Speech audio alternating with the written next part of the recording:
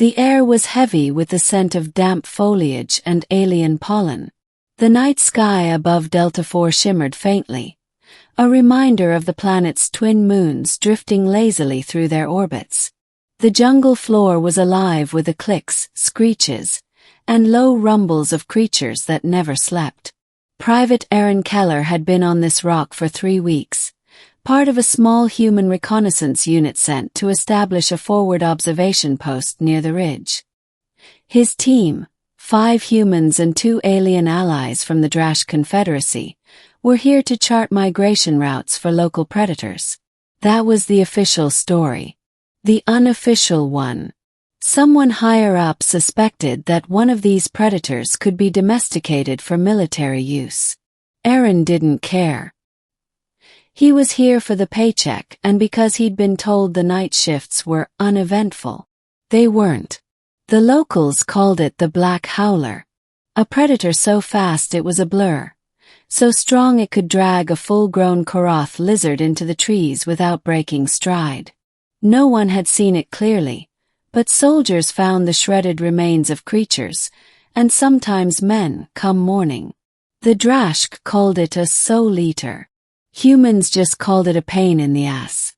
That night, Aaron was on watch while the others slept in the shelter, a collapsible titanium pod dug halfway into the hillside. His job was simple. Monitor heat signatures, keep the fire low, and don't panic. Aaron had a half-burned cigarette dangling from his lips. His boots propped on a supply crate. The night was hot, the jungle buzzing. Then, the noises stopped. The thing in the dark. Aaron felt it before he saw it. A subtle shift in the air, a faint vibration in the soil under his boots. He lowered the thermal scope, scanning the tree line. Something moved, just beyond the edge of the firelight. Low. Deliberate. The scope flickered, static interference. That never happened before. He tapped it. The static remained. From the treetops, 2 faint points of reflected light appeared. Large. Fixed directly on him. Aaron's training told him to sound the alarm. His instincts told him to freeze. The eyes moved closer. The fire cracked, and for just a second he saw it. An outline like a feline crossed with a mantis, its shoulders higher than his head, claws long enough to glint even in near darkness. He reached for his rifle. It moved faster than anything had the right to. One moment it was 10 meters away. The next it was inside the perimeter. The fire spat embers as the shadow crossed it. The shelter door hissed open from inside. Corporal Singh shouted something in Drashk, but before anyone could react, the predator lunged straight at Aaron. His brain should have been pumping terror into every nerve.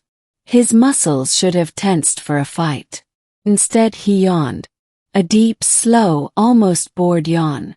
Aaron sat up straight, rubbed his eyes and muttered, "Really? You had to pick my shift." The predator froze mid-step, its head tilting slightly. Aaron glanced at it like it was a stray cat scratching at the door. "You hungry? Or just here to ruin my night?" Silence. The only sound was the low, vibrating growl deep in the creature's chest. "You know what?" Aaron said, stretching his arms overhead. "I was just about to make breakfast. You want in." It wasn't bravado. It wasn't a bluff. Aaron sounded genuinely inconvenienced. The predator took a step back, not in fear, but in what looked like confusion. A breakfast nobody expected. By now, the others had scrambled awake. Singh had a blaster aimed at the thing's head, and the 2 Drashk soldiers stood frozen, whispering urgently in their clicking language. "Don't shoot," Aaron said. "It's just curious." "Curious?" Singh barked. "That's a Black Howler. It's killed entire hunting squads. Move." Aaron ignored him and reached slowly for his field pack. From it, he pulled out a foil-wrapped ration block and tore it open, letting the rich smell of synthetic protein fill the air. The predator's nostrils flared. Aaron broke the block in half and tossed a piece toward it. The creature didn't pounce. It sniffed, then leaned down, jaws opening to reveal rows of sharp serrated teeth. Crunched once. It followed. Aaron took the other half for himself and chewed like it was the most natural thing in the world. Singh lowered his weapon slightly, disbelief on his face. Aaron shrugged. What? Everybody's less murder why after breakfast? The Drashk muttered something to each other. One of them stepped forward, scanning the creature with a wrist device. It is not attacking. This is unprecedented. The predator's glowing eyes stayed locked on Aaron. Then it sat. Just a middle build, a dangerous understanding. The next few nights it came back. Always during Aaron's shift. Sometimes it stayed at the edge of camp, sometimes close enough that Aaron could hear its slow breathing. Each time Aaron offered food.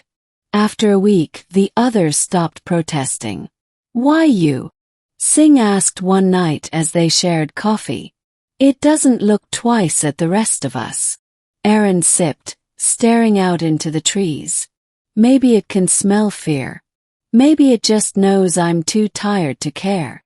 The Drashk had another theory. Predators respected confidence. To flinch or flee was to mark yourself as prey. Aaron didn't flinch. By the 10th night, the creature approached close enough that Aaron could see the patterns in its chitinous armor, black swirls on deep green, almost beautiful in the moonlight. It lowered its head. Aaron, without thinking, reached out. His palm touched the side of its face, warm and surprisingly smooth between armored ridges. The camp went silent. The predator made a sound. Not a growl, but a low, rumbling vibration that felt almost content. Conflict. When the orders came. 2 days later, orders arrived from command. The mission was no longer observation. They were to capture a black howler alive for transport to the military labs. Singh looked at Aaron over the holobriefing. You know they mean your friend. Aaron's jaw tightened. It's not a pet. And it's not a lab rat. But orders were orders. The Drashk brought in a containment rig. A powered net lined with shock filaments strong enough to hold a hoverbike in midair. That night, the creature came as usual. Aaron didn't offer food. He just sat staring at it. It tilted its head, sensing something different. When the net deployed, the predator roared, a sound that shook leaves from the canopy. It thrashed, claws sparking against the filaments. Aaron should have stayed out of it. Instead, he was on his feet, cutting the control cable before anyone could stop him. The net powered down. The predator bounded back into the shadows. Climax. The jungle turns hostile. Command was furious. Singh warned Aaron that a retrieval squad would be sent, and they'd be less gentle. That same night, the camp was attacked, not by one predator but 3. Smaller than the black howler, but faster and vicious. The team fought hard, but they were being overwhelmed when a piercing roar split the air. From the tree-line, the black howler charged, not at the humans but at the other predators. It hit like a freight train, tearing into them with terrifying precision. Within minutes, the attackers were dead or fled into the jungle. The howler stood panting, its green-black armor streaked with blood, not human blood. Turned to Aaron. He stepped forward. You didn't have to do that. The predator blinked slowly, then dropped something at his feet, a shredded carcass of one of the smaller predators, as if presenting a gift.